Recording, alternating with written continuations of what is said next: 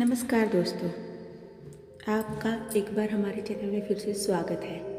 आज हम आपके सामने टीचर्स डे के उपलक्ष्य में एक बहुत ही सुंदर कहानी लेकर आए हैं। आशा करती हूँ कि आपको यह कहानी हमारी ज़रूर पसंद आएगी।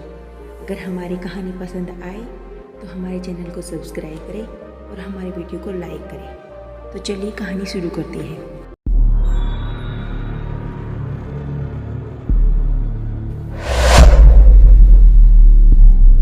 Gita Indian culture. एक बार एक गुरु और शिष्य जंगल से होते हुए अपने गांव जा रहे थे। तो अंधेरा हो चुका था और सूरज भी डूब चुका था। तो शिष्य ने अपने गुरुजी से कहा, गुरुजी काफ़ी रात हो चुकी है और सूरज भी पूरी तरह से डूब चुका है, तो बेहतर यही होगा कि आज की रात यही आसपास के किसी गांव में गुजारी जाए। तब गुरुजी ने सिर हिलाया और वह आसपास के किसी गांव में एक छोटे से घर के पास जाकर रुके। अब जैसे वहां गए तो गुरुजी के शिष्य ने दरवाज़ा खटखटाया। अब जैसे दरवाज़ा खटखटाया तो अंदर से ही एक गरीब आदमी बाहर आया। तो गुरुजी ने बोला कि हम अपने गांव जा रहे थे, लेकिन रात होने की वजह से हमने इसी गांव में रुकने का सोचा। क्या आज की रात हम यहीं रुक सकते हैं? यह सुनने के बाद उस गरीब आदमी ने गुरुजी और उसके शिष्य को अंदर बुलाया। अब जैसे ही गुरुजी अंदर गए तो उन्होंने देखा कि बहुत ही ज़्यादा गरीबी थी उस आदमी के घर में। तो गुरुजी ने उनसे पूछा कि तुम क्या काम करते हो? उसने बोला कि मेरे पास बहुत सारी ज़मीन है। तो गुरुजी ने बोला कि अगर तेरे पास इतनी सारी ज़मीन है तो फिर तू इस तरह क्यों रह रहा है? तो इस गरीब आदमी ने बोला कि मेरे पास तो जो ज़मीन है वह किसी काम की नहीं है।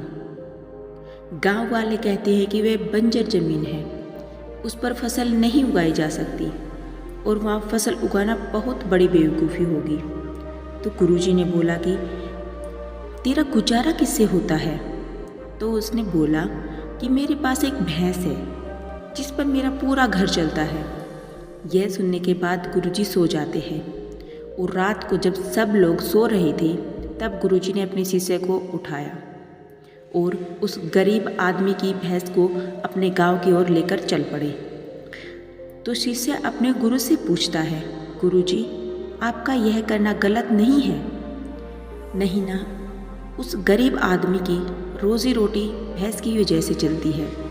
तो गुरुजी अपने शिष्य की तरफ देखते हैं और मुस्कुराते हुए आगे बढ़ जाते हैं। उस बात को तकरीबन 10 साल गुजर जाते हैं और जो गुरु का शिष्य था वह बहुत बड़ा गुरु बन चुका था। तो इस गरीब आदमी की याद आती है कि मेरे गुरु ने उस आदमी के साथ अच्छा नहीं किया था। मुझे बढ़ चढ़कर देखना चाहिए कि आदमी किस परिस्थिति में अपने गांव में रह रहा है।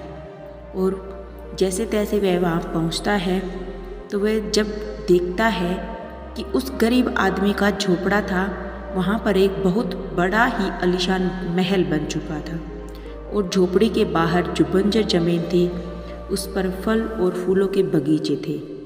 तभी उधर से घर का मालिक आता है।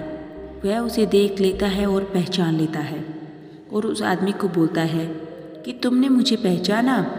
मैं अपने गुरुजी के साथ आया था, हमने तुम्हारे यहाँ पर रात का मुकाम किया था। बोला मैंने तुम्हें पहचाना। और बोलते हैं कि रात आप लोग रात को कहाँ चले गए थे? उस रात के बाद मेरी भैंस भी कहीं चली गई, मेरे पास कोई रास्ता नहीं था। मैंने अपनी ज़मीन पर मेहनत की और काफ़ी मेहनत के बाद उस पर फसल निकल आई और आज मैं इस गांव का सबसे बड़ा और सबसे अमीर आदमी बन चुका हूँ। यह सुनने के बाद शिशु की आंखों में अपने गुरुजी के लिए आंसू आ गए और उसे यह बात अब समझ में आई और वह रोने लगा। कि इस क्रम से यह सीख मिलती है कि हमारे पास भी बहुत कुछ है यार, हमारे अंदर भी बहुत कुछ है, लेकिन हम किसी ना किसी चीज़ से उसको रुकवा कर रखते हैं। तो अपने फैमिली वाले भी हो सकते हैं, आपकी जॉब भी हो सकती है, वह कुछ और भी हो सकता है। देखिए कि आपके पास भी भैंस के जैसी कोई दूसरी चीज़ तो नहीं आप आगे बढ़ने से रोक रखा है। वीडियो अच्छी लगे तो वीडियो को लाइक करें और हमारे चैनल को सब्सक्राइब करें। Thank you.